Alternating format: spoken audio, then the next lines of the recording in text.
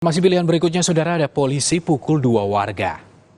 Diduga kesal karena suara knalpot bising, seorang anggota polisi menganiaya dua pemuda di Desa Kemadoh Batur, Grobogan, Jawa Tengah. Tindakan tersebut terekam CCTV. Penganiayaan yang dilakukan seorang anggota polisi di Desa Kemadoh Batur, Grobogan, Jawa Tengah terekam kamera CCTV di sebuah ruko. Pelaku terlihat memukul seorang pemuda yang masih di bawah umur disertai tindakan kekerasan lainnya.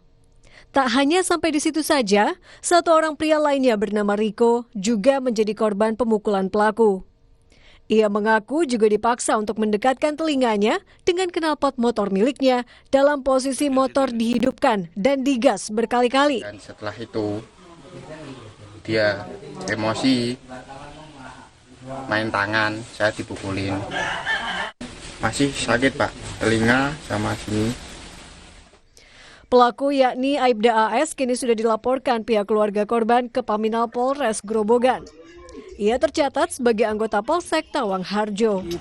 Paminal Polres Grobogan sudah langsung proses pemanggilan dan pemeriksaan. Sementara yang bersangkutan sedang kita dalami, kita periksa lebih lanjut lagi. Selama ini kita akan melaksanakan proses hukum yang berlaku dan akan kita panggil seluruh saksi yang ada untuk kalau memang anggota kita bersalah, kita akan tegakkan hukum sesuai prosedur yang berada di Satuan Polri. Kepala Desa Kemadoh Batur menyatakan baik pelaku maupun korban merupakan warga desa yang sama.